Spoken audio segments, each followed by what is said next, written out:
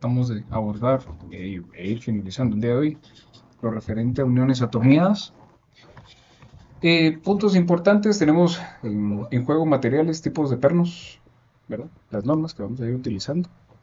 En tornillería hay que tener claro que nosotros pues contamos obviamente con tornillos para uso, pudiera ser mecánico meramente, mecánico automotriz también. Y hay que tener mucho cuidado con eso, porque los enfoques son diferentes, las cargas de fatiga, los estados límite, varían mucho. La resistencia a temperatura también.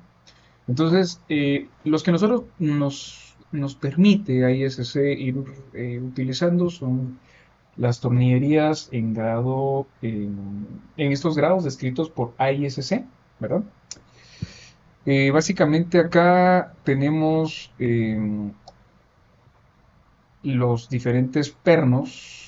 Entre estos pudieran ser los A325, son como los más comunes y comerciales acá en Guatemala. Tenemos A325M, ¿sí? La denominación M al final habla sobre la nominación milimétrica. A490, y aquí es muy similar a un grado de varía, no pudiera ser de varía, es básicamente la resistencia última, siendo esta de 325 KSI, ¿verdad?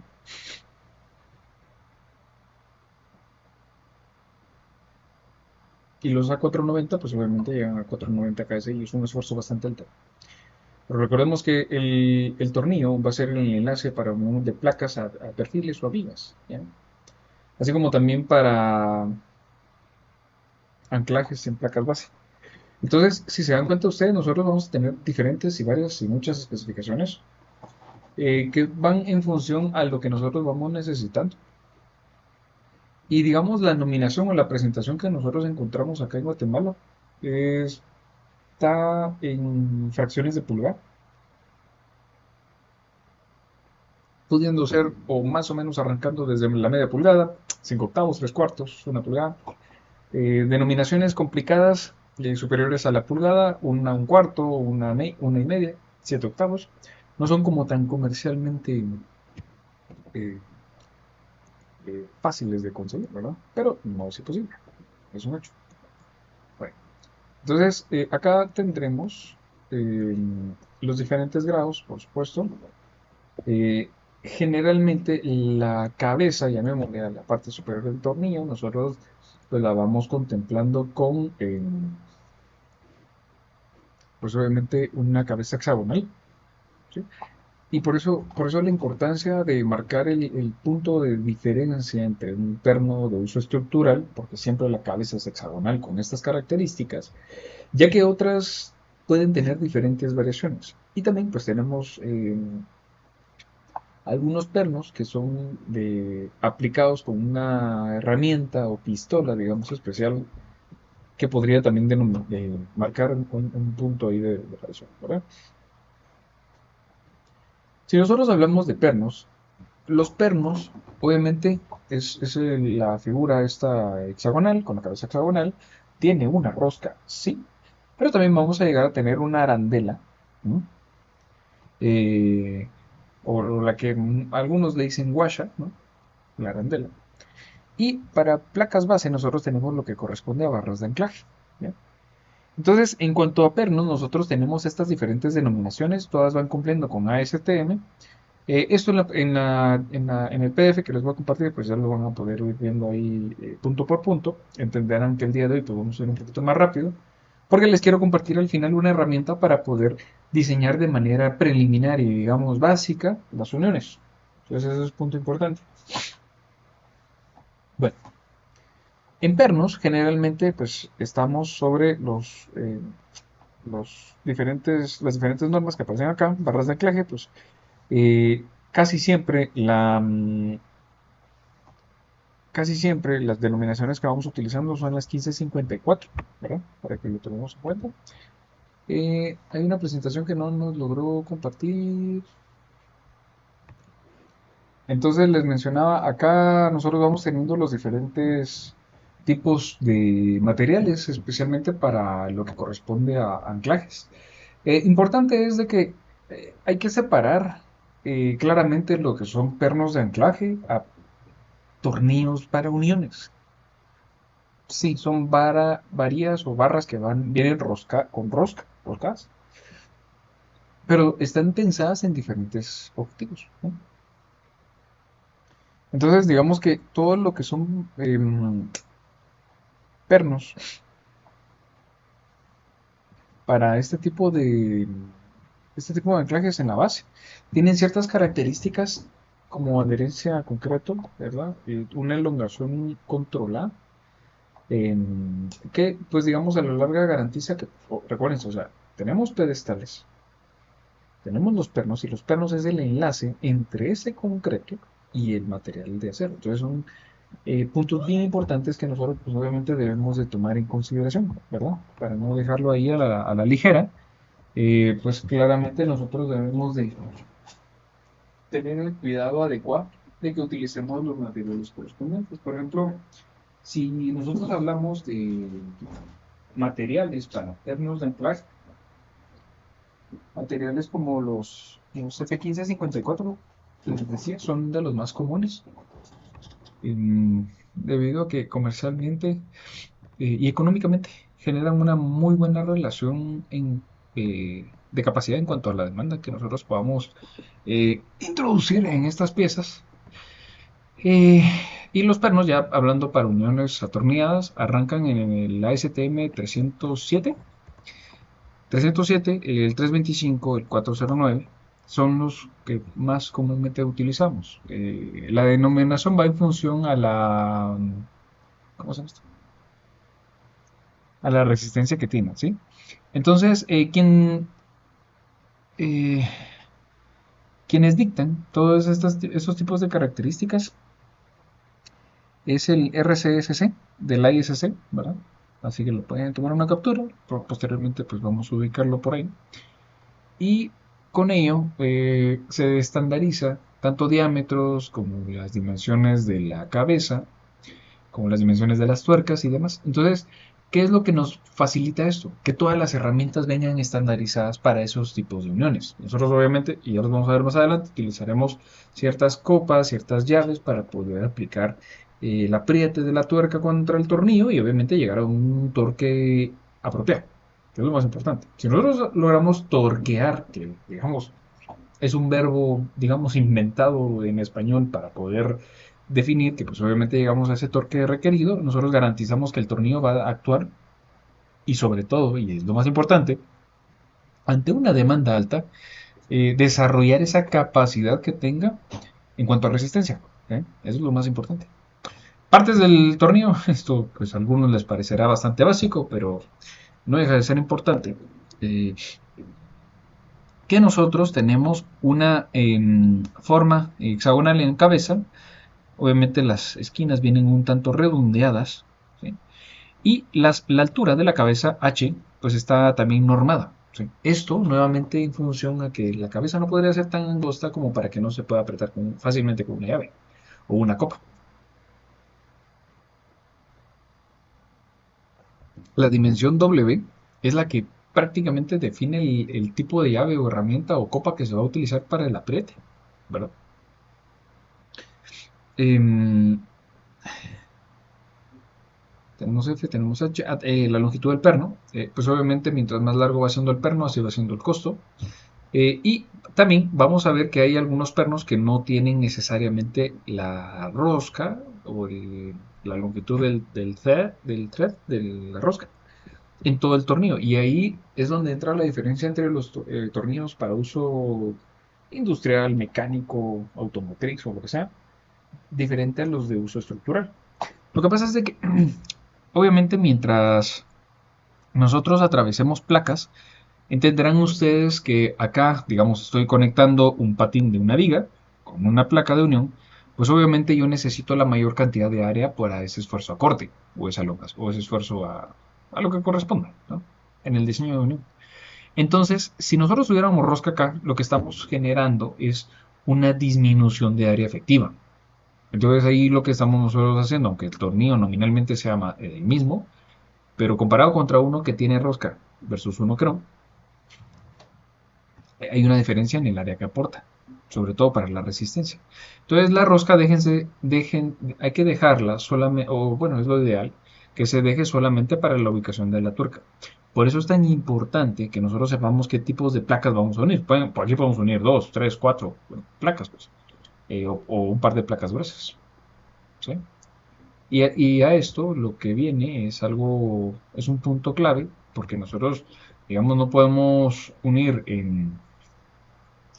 o hay que tener mucho cuidado con que las placas, y por ejemplo, yo aquí había estimado que iba a unir dos placas de espesor de media pulgada, por ejemplo, pues obviamente media pulgada más un espesor o un rango de un 10% más por seguridad, pues garantiza que mis placas van a estar unidas. Pero ¿qué pasará si yo aquí dejé solamente media pulgada de longitud y tengo que unir dos placas de media? Una placa va a estar con el 100% del área y la otra va a estar con una disminución por la rosca. Entonces, mi tornillo no va a cumplir adecuadamente esa demanda. Acá tenemos los diferentes diámetros nominales, como les mencionaba, media, 5 octavos, 3 cuartos, 7 octavos. 7 octavos sí, tal vez sí se puede conseguir, no es tan común, pero sí se consigue. Un octavo, un cuarto, una 3 octavos, esta es algo complicada, y la de una y media, esta sí es un poquito más común, incluso que la de un octavo. Después de una pulgada, una un octavo y una 3 octavos es un poquito complicada de conseguir, no es imposible, pero sí es algo difícil. Entonces, ¿por qué les digo todo esto? Porque pues obviamente ustedes tienen dos variables para cuando estemos trabajando uniones. Si por ejemplo yo necesito o tengo una demanda alta en mi unión, puedo utilizar o muchos tornillos o digamos pocos tornillos que me van a agilizar fase de montaje, pero eso sí, tengo que aumentar para cumplir la misma demanda o aumento la resistencia. Es decir, ok, yo estaba trabajando en un perno A307, pero ahora mejor me voy a ir a un A490. ¿Ya? Esto lo que hace es subir la capacidad de resistencia. Pasé de resistir 307 KSI a 490. Eso es un montón, ¿no? Digamos lo sencillo. Pasé a resistir casi 60% más. ¿Sí? O tengo también la otra variable, que era lo otro que les mencionaba, que bueno, a lo mejor estoy proponiendo pernos de 5 octavos, mejor me voy a una pulgada. Me da más área de contacto. Sí.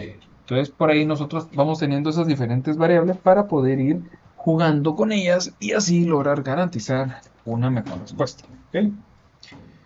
Como los diámetros, las diferentes medidas o dimensiones para lo que indica la gráfica. Y acá nosotros tenemos también otras características que pueden venir en nuestro perno. Podemos generar alguna variación entre el acabado o el recubrimiento que tenga, tanto para el perno como para la arandela, como para la tuerca. Perdón, aquí falta una L, arandela. ¿Sí? Entonces, lo que nosotros vamos a tener acá es de que si nuestro perno está expuesto a un ambiente muy corrosivo, muy abrasivo, muy extremo, ¿sí? Muy demandante, a lo mejor puede ser un perno galvanizado el que nos puede ayudar a cubrir. Los pernos pueden venir lubricados y esto pues facilita, traen una especie como de un aceite muy ligero, muy liviano, que ayuda a que pasen las placas y pues obviamente el apriete sea al adecuado al momento de colocar la tuerca. ¿Sí? Es un tipo de perno. Los tipos de junta, si nosotros estamos por transmitir solamente cargas acorde, que es casi como trabaja la mayoría de pernos, ¿sí? Alguien me puede decir, mire, dije, pero es que yo mi viga la quiero conectar a mi columna para que me transmita momento. Entonces lo que nosotros hacemos es de que nos vamos a una unión determinada.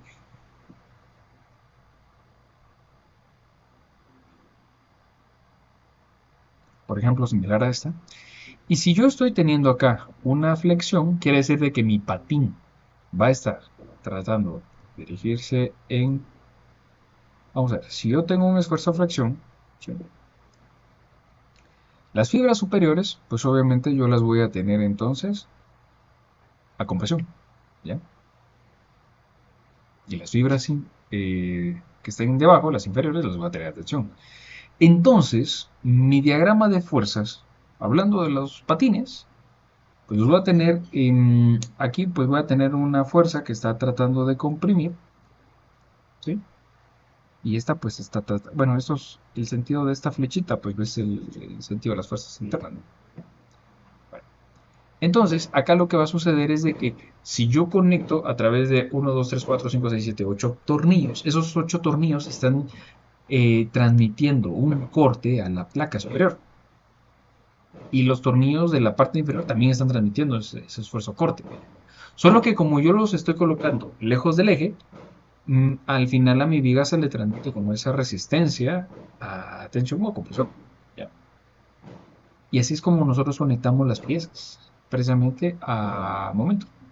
¿Sí? Ya vamos a llegar a detalle ahí a la forma en la que debemos de conectar nuestras piezas. Entonces la mayoría de pernos va a estar sometido a corte. ¿Sí? Ya nosotros tenemos que identificar dónde va cada punto. Entonces, bueno, si nosotros tenemos una combinación entre corte y tensión, porque pudiera ser una razón que las dos placas que estamos uniendo no están generando ese efecto de desfase, sino que al contrario, hay una especie de arrancamiento, por ejemplo, entiéndase una placa base, una unión tipo endplate, pudiera ser, una unión en columna, etcétera, etcétera. Hay muchas opciones. Nosotros pues vamos a tener cierto tipo de juntas. Estas ya las vamos a ir viendo. Por ejemplo, las PT, así como estas, son las pretensionadas. ¿Sí? Y ahorita las vamos a ver. Las ST, eh,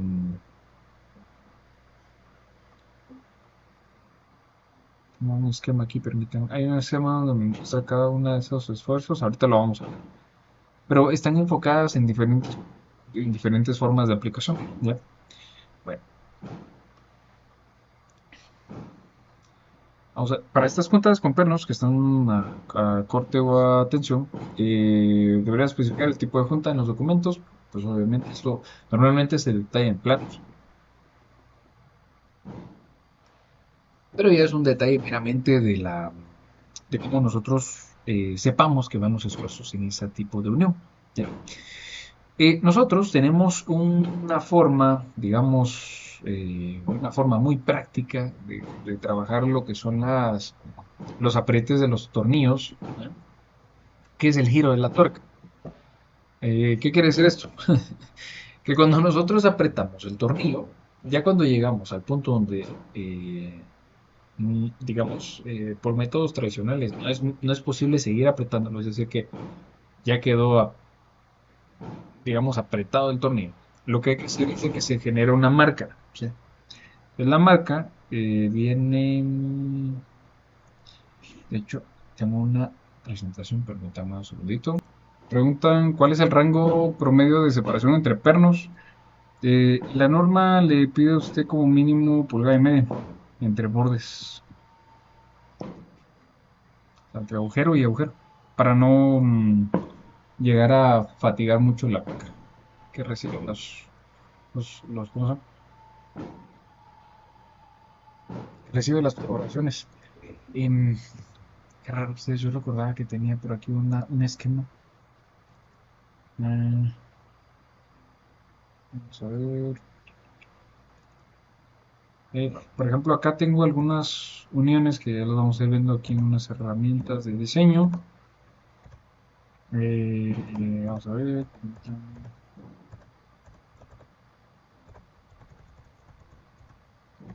Tal vez no es como de las. Sí, quería mostrarles un ejemplo, pero bueno. Si no, ahorita igual lo vamos a ver. Sí, 1.5, es correcto. 1.5 pulgadas es la separación. Claro, a la orden, con gusto.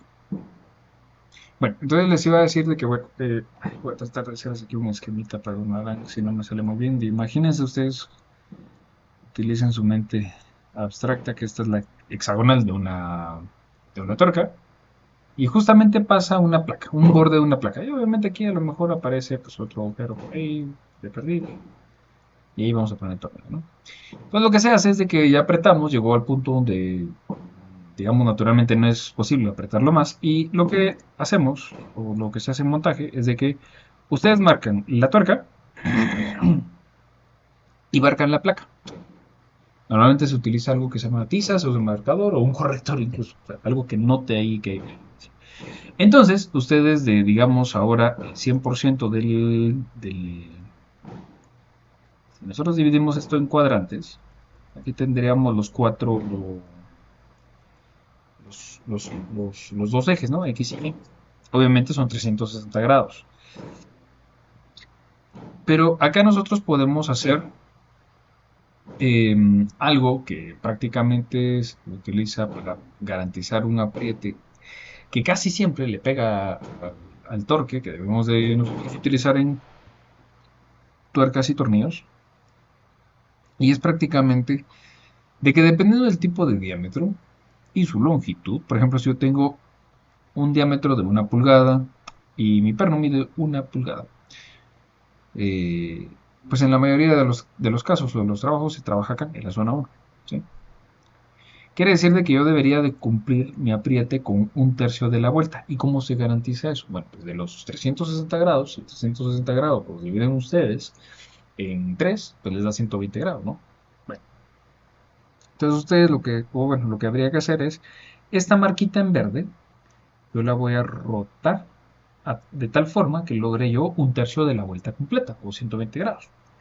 Entonces, después de ese apriete o esa pretensión o ese torque que se le aplicaría a mi perno, debería estar, vamos a ver, aquí tenemos 90 grados, aquí tenemos 45, más o menos debería estar en, permítame, quiero ver, 360 sería, ¿qué? 120, ¿no?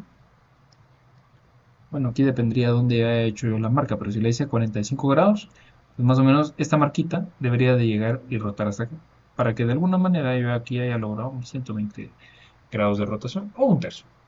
Es fácil verlo en campo.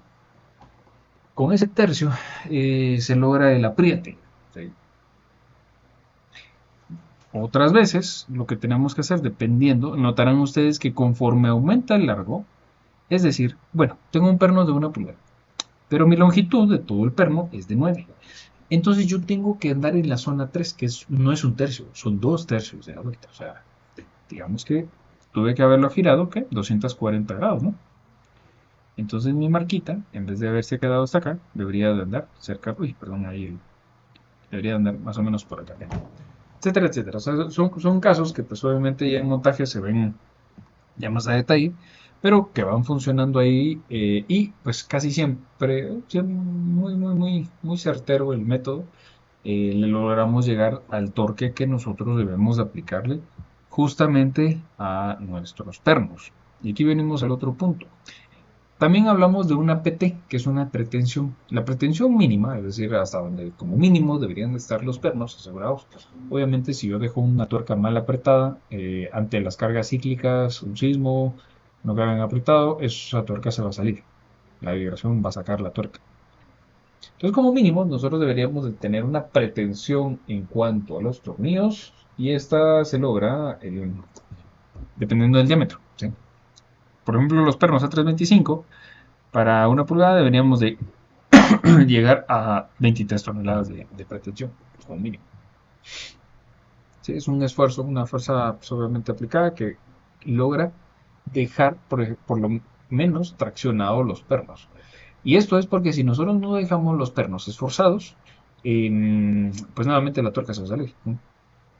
Y aquí tenemos más valores, ahora aquí están en esfuerzos, ¿sí? En kilogramos fuerza sobre centímetro cuadrado, o megapascales, ¿no? Entre paréntesis, que dependiendo de cómo venga, y aquí viene el otro punto, para poder apretar tuercas o tornillos, en campo utilizamos algo que se llama torquímetro, ¿sí? Entonces, algunos vienen en unidades de esfuerzo, pueden venir en kilogramos fuerza o centímetro cuadrado, o megapascales, o KSI, lo que sea, o en fuerza incluso. Entonces, todas estas tablas van sirviendo para eso, ¿ya? Para poder garantizar eso del apriete. Bueno, ese es un punto. Ahora, pasémonos al tema de las dimensiones, pero del agujero. Claramente, si nosotros tenemos un tornillo de 1 pulgada, por ejemplo, nosotros no podemos utilizar un agujero exactamente de 1 pulgada. Dependiendo del diámetro, ojo, una pequeña observación. La tabla J3.3 en el ASC de versión 22 fue actualizado. Entonces, pues recomendación siempre revisarla. Esta es la del 2016. Y aquí básicamente nosotros utilizábamos una holgura de 1 octavo. Es decir, que mi que el agujero para el tornillo de 1 pulgada, que estábamos hablando hace un momento, debería de tener como estándar un octavo, ¿sí? Entonces esto lo que hará es garantizar de que nosotros permitamos que el tornillo atraviese como debe ser el agujero. Y que también, pues obviamente ya cuando tenemos dos placas, se está empatando en obra esto, y con la rosca a veces cuesta que pase el tornillo. Entonces, imagínense, si no existiera esta holgura, sería imposible que pudiera quedar alineado perfecto el tornillo con los agujeros. Entonces aquí nosotros tenemos un chance a esa variación que naturalmente siempre se va a dar en cada, ¿no? Podemos tener los agujeros estándar, ¿sí? Y los overhold o los sobre tamaño, que aumentan levemente un poco la variación. Esto se debe contemplar en el diseño. Y aquí tenemos los estándar, que son 3 milímetros, o sea, un octavo más.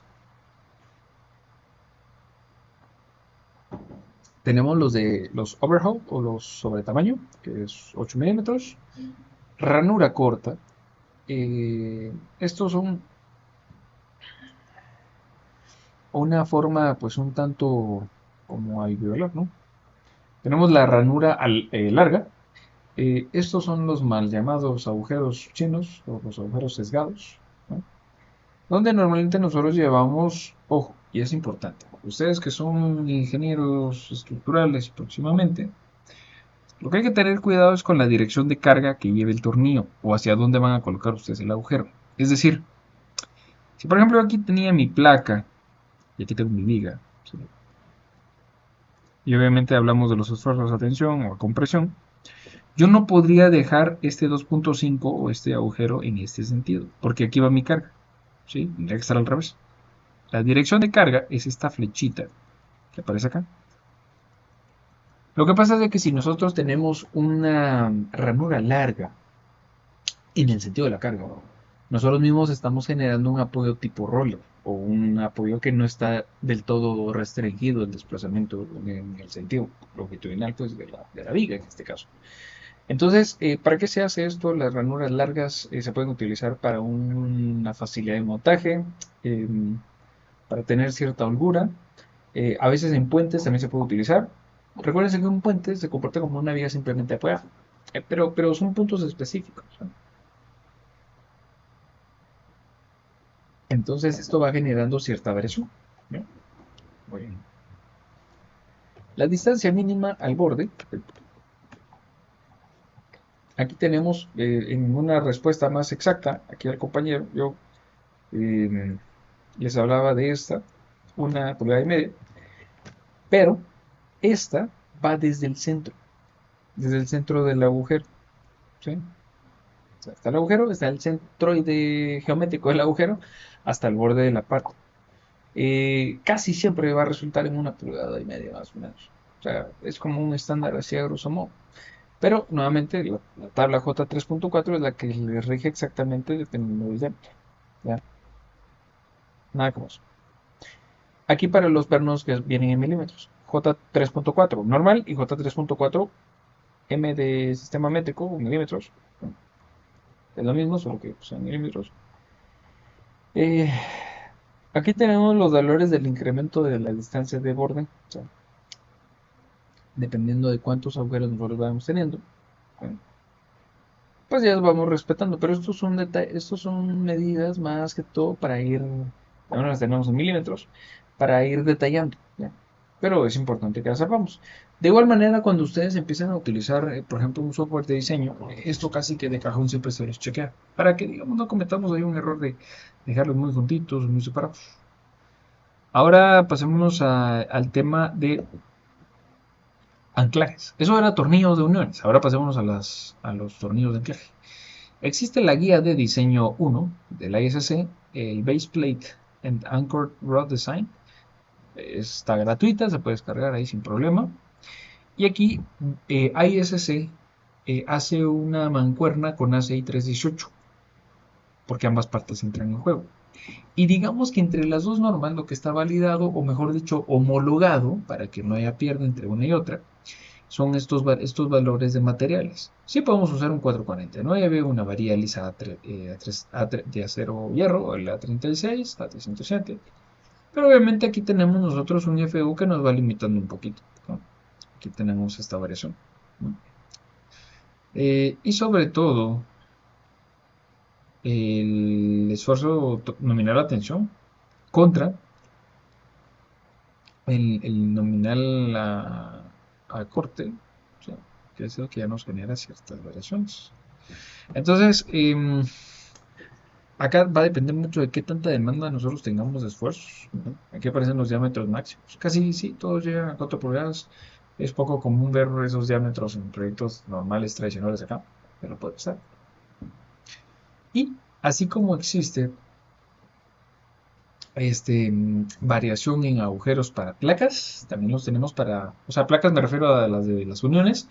Para placas base, o sea, donde arranca nuestra columna, obviamente, también tenemos cierta holgura en los agujeros. Aquí es un poco más permisible. ¿Sí?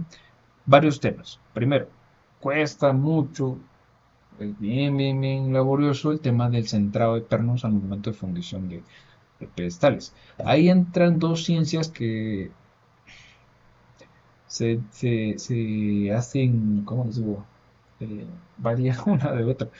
La ingeniería estructural en acero, que pues es muy exacta, se pueden utilizar máquinas para corte perforado, que son variaciones de menos de milímetros, ¿no? Y el concreto que vienen ahí los muchachos que están fundiendo, imagínense que ustedes están fundiendo, ya llevan varios pedestales fundidos, ya vienen cansados, y todavía viene el que vibra el concreto y mete pues la manguera ahí para vibrar a como caiga, pasa trayendo los pernos, o sea, a qué exactitud milimétrica que nosotros traíamos en un momento se puede perder. Entonces, hay varias formas, existen por ejemplo las plantillas, que es como una guía que permite que no se muevan los pernos, pero igual puede haber mucha variación. Entonces, como se sabe eso, que es el concreto, pues es la fundición, pues es un gran volumen empujando ahí cuando avería se le atraviese, eh, eh, hay mucho chance a tener ciertas variaciones, ¿no? Entonces, acá lo que nosotros vamos a tener son los agujeros recomendados, ¿no? Agujeros recomendados para las uniones. Y con esto lo que nosotros vamos a tener es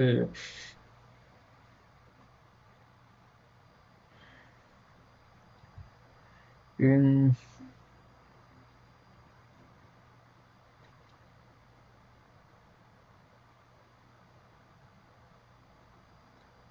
ustedes-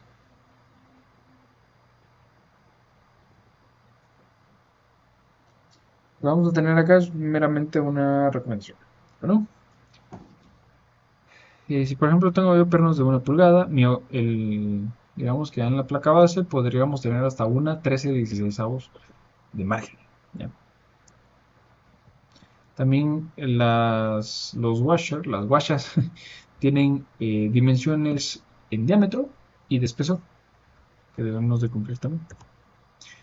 En este caso, lo que nosotros tenemos es también el rod, la tuerca, ¿sí? Y ahora, pues, eso era el tema de las generalidades, perdón. Y si entramos en materia a la ISC 358, pues aquí lo que vamos a tener son las uniones precalificadas al momento. Acuérdense que esto aplicará para los sistemas IMF o SMF, ¿sí? Cualquiera de los dos. Para los sistemas ordinarios, OMF no son necesarias, recuerden ustedes eso. Y entre estas, tal vez la más común es la que está en el centro, donde nosotros contamos con dos placas y dos placas de rigidez dentro de la columna, placas en los patines y placa al centro. Sí, tiene ciertas características. Tenemos también la WF, que es para o el dog bone, el hueso del perro, que tiene una leve disminución donde está justamente la rótula para garantizar esa ductilidad. O sea, plastificamos intencionalmente la viga en este punto o esta unión que contempla también una zona de panel controlada. Los pórticos de momento, pues estos ya perdón, los marcos a momento ya los hemos visto, ¿verdad? Ahora, ¿por qué nosotros debemos de controlar el tema de las uniones? Pues obviamente cuando nosotros tenemos los comportamientos inelásticos, es decir, ya estamos buscando que nuestra sección vaya a plastificar, lo que tendremos acá es precisamente una, un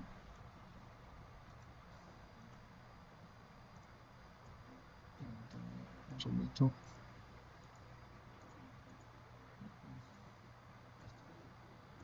Lo que vamos a tener aquí es específicamente una presencia de esfuerzos aquí a través de los diagramas de flexión especialmente. Y con esto, como ustedes podrán fácilmente observar, claramente hay algunos puntos importantes donde nosotros tenemos una demanda creciente, pues. Cuando nosotros logramos generar comportamientos inelásticos o para garantizar una ductilidad, y donde nosotros sabemos que va a estar la longitud a la rótula plástica, ¿sí? Longitud de la rótula plástica, y nosotros permitimos que esa rótula plástica para atrás, o sea, muy parecido a lo que tenemos, me preguntamos un segundito, se me fue aquí, así como esta que tenemos en color verde, ¿no? Pues básicamente lo que vamos a tener ahí es de que justamente en esa disminución o esa reducción de los patines, lo que nos va a permitir es que nosotros tengamos también la aparición de una plastificación antes de tiempo. Entonces digamos que para lo que nos sirve esta es para que cuando nosotros empecemos a cargar nuestras y a demandar de más en nuestra sección, claramente vamos a poder garantizar que esta va a plastificar. Esto con el afán de que nosotros podamos tener en, en su mayoría un comportamiento que plastifique, garantice la ductilidad. Y hablando ya a nivel de esfuerzos postelásticos, la deformación va a estar bastante mejor controlada, ¿sí? Entonces, si por ejemplo, digamos acá,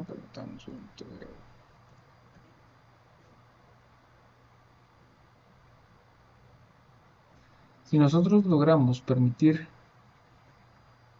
este tipo de, ¿qué sería? Como picos, ¿no?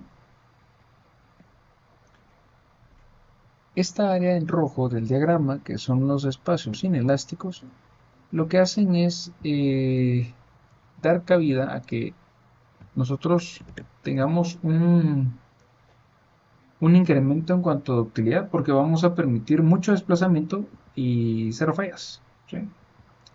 Esto pues obviamente a todos conviene y lo que nos ayuda es para poder garantizar el comportamiento inelástico, ¿sí? Entonces, a cuenta de esto, lo que nosotros logramos hacer acá es obtener una mejor respuesta y precisamente por eso es de que cuando nosotros diseñamos sistemas IMF o SMF, perdón, eh, lo que vamos a hacer es alcanzar precisamente esa mejor respuesta. Logramos obtener todo este rango en cuanto a ductilidad y eso lo que garantizará es de que nuestra sección vaya plastificando. Entonces, digamos que acá lo que nosotros vamos a hacer es conseguir una mejor respuesta. Y de eso trata solamente el diseño estructural, ¿no? Por lo menos el sismo resistente. Entonces, todo este desplazamiento adicional que nosotros estamos logrando conseguir nos va a dar chance de que logremos cubrir mejor nuestra demanda contra las deformaciones.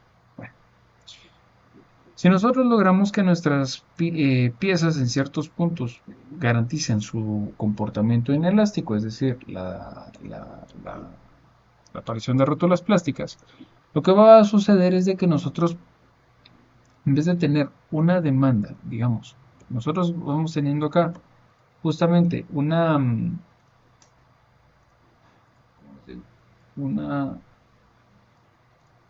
una aparición acá de deformación concentrada. Ay, permítanme un segundito aquí. Cuando nosotros empezamos a exceder nuestras fuerzas laterales, aparecerán lo que conocemos nosotros como las rótulas plásticas. A este punto, lo que nosotros vamos a tener es, conforme empezamos a incrementar las fuerzas, empiezan a aparecer algunos puntos de falla, y estos puntos de falla lo que van a hacer es de que nos van a... Si nosotros no tuviéramos la aparición de rótulas y las rótulas, pues obviamente fallaran antes de tiempo, lo que va a suceder es de que nosotros no podríamos controlar todo ese resto de desplazamiento y no podríamos seguir absorbiendo más fuerza. Entonces la ventaja cuando nosotros controlamos esos puntos es de que podemos alcanzar acá un mejor comportamiento en cuanto a nuestro punto de equilibrio. ¿Ya?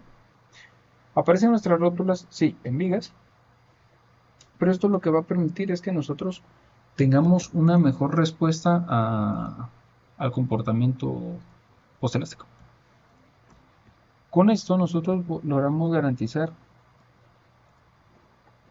una mejor respuesta de la estructura y digamos que recuérdense que pues obviamente de las evaluaciones que nosotros podemos ir realizando dentro de nuestro sistema, lograr llegar a ese punto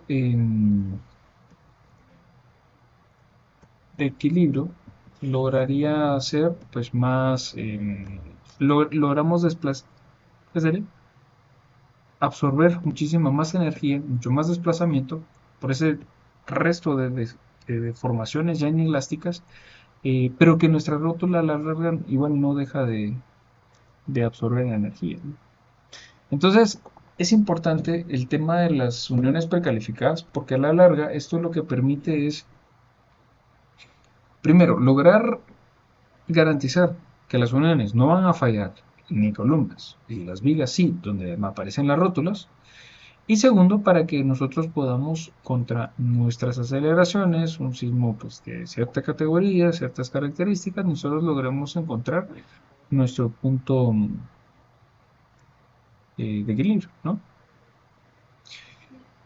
Las uniones precalificadas buscan garantizar el control del pandeo local, así como también el tema de las longitudes no soportadas y otros pues los valores que nosotros hemos ido viendo a lo largo de los diferentes, bueno, de los dos cursos, porque a la larga nosotros debemos de garantizar que cualquier característica que nosotros sometamos a una demanda pues, de nivel o categoría mayor, pues debería de garantizar esa respuesta, sobre todo ante la demanda sísmica, ¿no?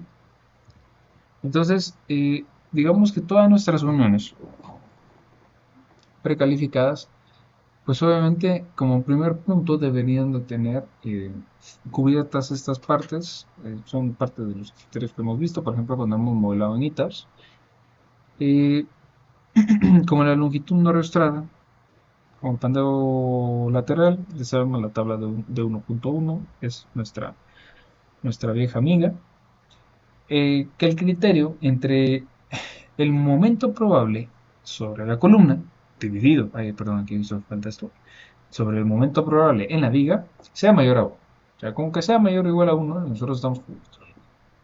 No es necesaria la relación 6 quintos, por ejemplo, de un concreto. Con esto, lo que nosotros vamos a garantizar es de que las rótulas siempre arranquen o aparezcan en vigas. Si no se cumple, lo que va a pasar es de que quien puede presentar rótulas es la columna. Y a ese punto, lo que va a pasar es de que no logramos garantizar todo ese comportamiento inelástico. Eso, pues obviamente es peligroso. Podríamos nosotros caer en un tema bastante delicado y lo más importante es que no podríamos garantizar como debe ser nuestra respuesta postelástica.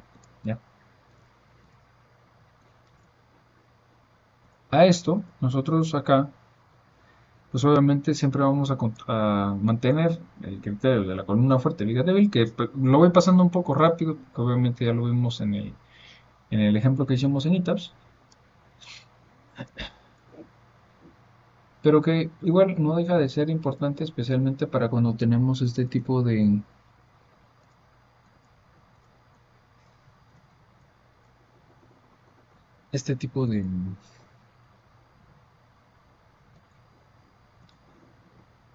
¿cómo son? Este tipo de sistemas constructivos o de marcos, ¿no? Entonces, si se dan cuenta, acá, justamente, em, lo que nosotros estamos consiguiendo es, bueno, son varios temas, ¿no? Digamos que sobre la primera imagen, donde aparece nuestra rótula plástica, lo que se presenta es a una distancia determinada la posición de las rótulas. Entonces,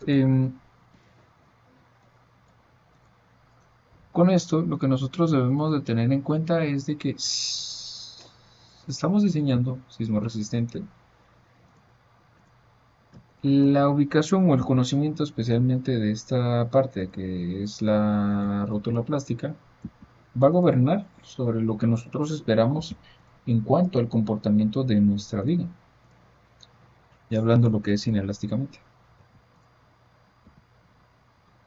Bueno, entonces, de cierta manera, las uniones precalificadas lo que nos ayudan a garantizar es de que ese equilibrio que debería de suceder con toda seguridad dentro de nuestro nodo se garantice.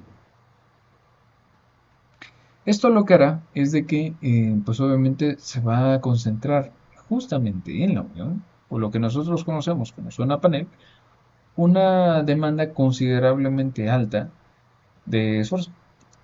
Esto es pensando en que cuando nosotros contemos con la aparición de rótulas, quien se va a llevar todo el esfuerzo o garantizar el esfuerzo entre las dos rótulas es el nudo, es la zona panel. Entonces para eso, esto pues ya va siendo un poquito más avanzado, lo que podemos hacer es reforzar el alma solamente en el nodo específico, porque digamos que es lo que está haciendo más demandado. ¿Ya? Podemos poner placas, que serían estas en color gris, a través de soldadura de penetración, a través de soldadura de filete, o poner unas placas tope o placas de respaldo, que lo que hacen ya en campo físicamente es de que garantizan que nuestra pieza no se va de más, no se va de largo, pues. Y obviamente garantiza una mayor área, especialmente en esta concentración de esfuerzos. Dentro de lo demás, de las demás partes de las planchas de continuidad, es de que cuando nosotros no ubicamos estas piezas, miren ustedes estas, sino que simplemente dejamos que nuestra unión cargue, y ustedes se recordarán, esta, imaginen ustedes que es una columna, ¿sí? Esta es una columna. Aquí tenemos la viga 1 y aquí tenemos la viga 2. Las dos vigas, digamos que por cargas gravitacionales, aquí en este esquema están sometidas a una, recuérdense, del eje neutro para arriba, una fuerza de tensión, compresión, perdón, y del eje neutro para abajo, una compresión, perdón, no tensión. Entonces esto en equilibrio de fuerzas o en vectores de fuerza resultantes tendríamos la fuerza FU2 en un sentido y la otra en sentido contrario. Si eso sucede también para la viga 1, lo que va a pasar es de que quien se lleva toda la fiesta aquí es la columna. Si nosotros colocamos estas plaquitas de continuidad, que serían estas, ¿sí? Esta y esta, lo que permitimos es de que nuestro patín no se nos vaya a deformar en uno de los lados. O que también pudiese existir un pandeo de lado. Entonces aquí lo que nosotros hacemos es de que introducimos el efecto de que como que si hubiese una viga entre la columna, de tal manera que nosotros no tengamos una repercusión importante en la deformación claramente de la viga, ¿ya? De la columna. Cuando nosotros estamos revisando cómo van a ser las conexiones dentro de nuestras vigas, lo que va a pasar es de que si ustedes revisan, Digamos que hablando de, así como acá se logra apreciar un pequeño ensayo, ¿no? Digamos que para simular el efecto de un marco, lo que nosotros tenemos que lograr es tratar de... Es lo que hicieron hasta fuera del laboratorio. Lo que hicieron fue desplazar la viga. Entonces, pues obviamente aquí hay un pistón que empieza a producir un cierto tipo de desplazamiento. Esto va a generar a través de la carga cíclica pues, una deformación. Y si ustedes se dan cuenta, los dos puntos que simulan estar conectados o una continuidad de viga, lo que van a hacer es una deformada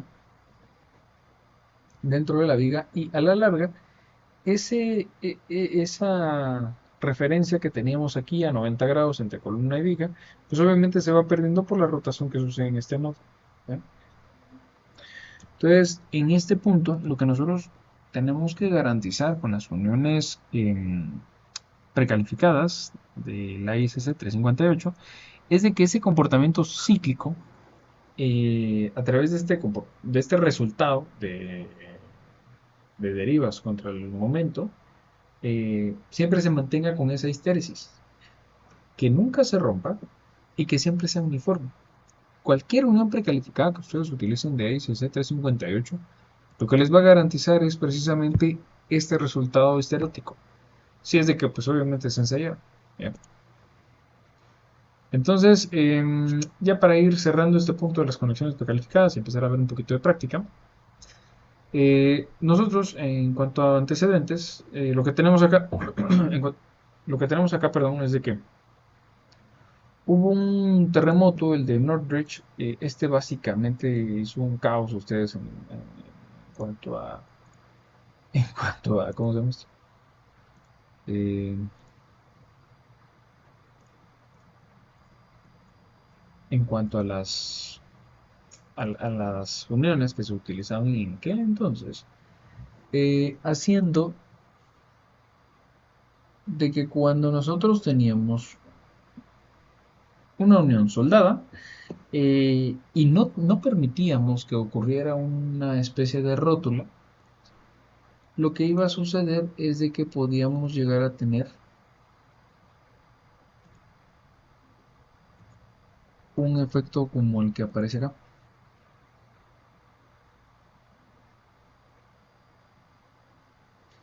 Este efecto lo que hacía es de que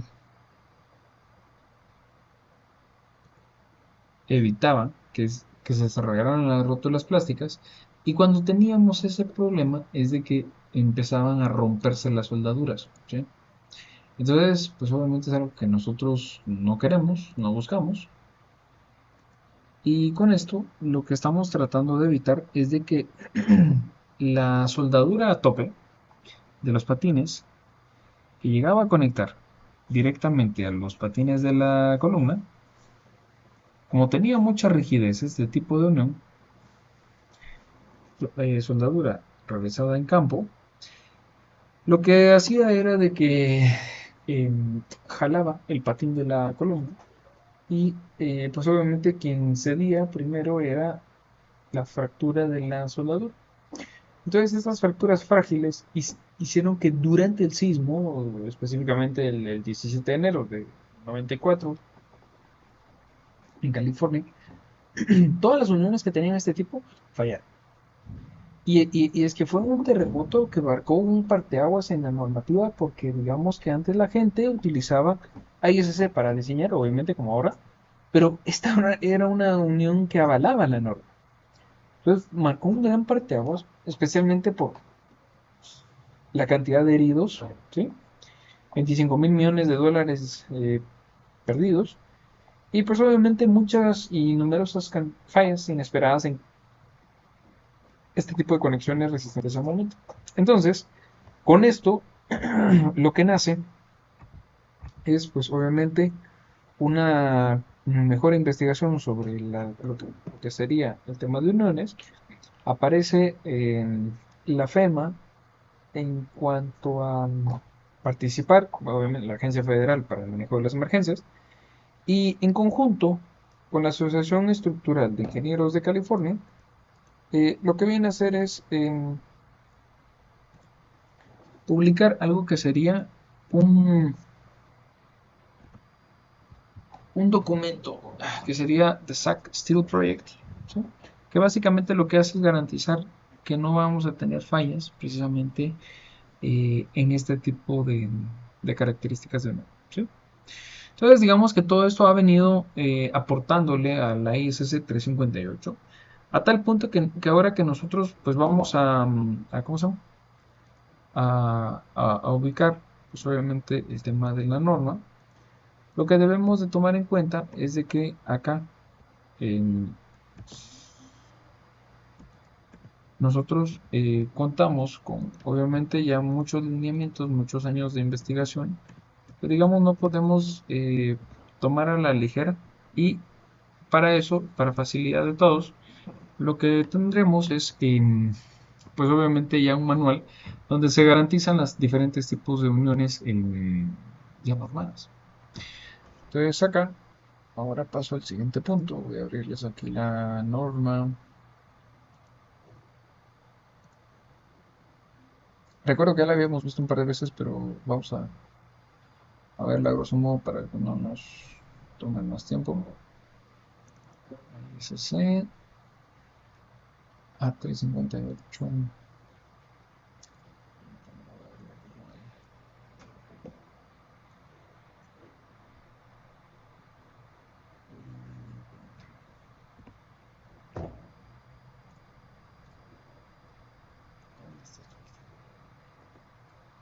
Bueno, entonces acá en el ISC 358, conexiones precalificadas, este es el de la versión 22.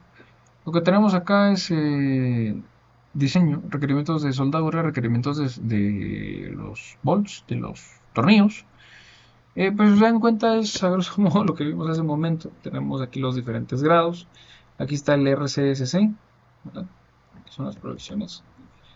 Eh, que es el Research Council. Aquí está. Aquí pueden ustedes fácilmente el Google. Vamos a ver aquí si podemos copiar. ¿Sí? Es gratuito.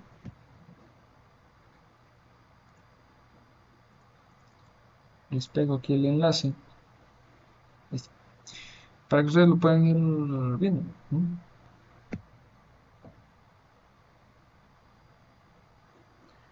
Entonces digamos que acá ustedes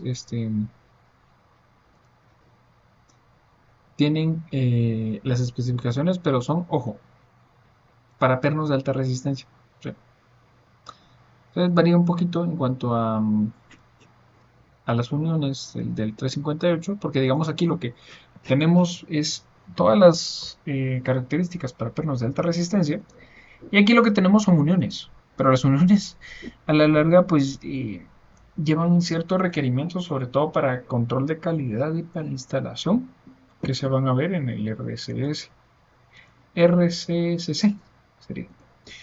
Luego, a partir del capítulo 5, en la ISS 358, siempre regreso aquí al 358, tenemos las RBS, que son las Reduced Beam Section, por en ese momento, que están pues nuevamente concentradas, o en el centroide pues coincide con las rótulas. ¿Sí? Nosotros disminuimos los patines para permitir que ahí falle. Tenemos las uniones como estas, que son pues, obviamente las de tornillería más un rigidizante.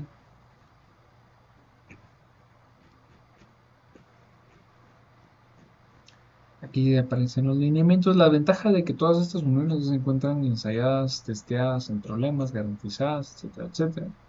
Tenemos las BFP, las Bolt Flange Plate, ¿verdad? Vean que siempre hay que colocarle placas de continuidad, ¿no? Y aquí pues obviamente ustedes van a ir viendo qué requerimientos tienen, las medidas mínimas, etcétera, etcétera, etcétera, ¿verdad? Eso sería para poderlo ver bien. ¿Alguna pregunta hasta acá?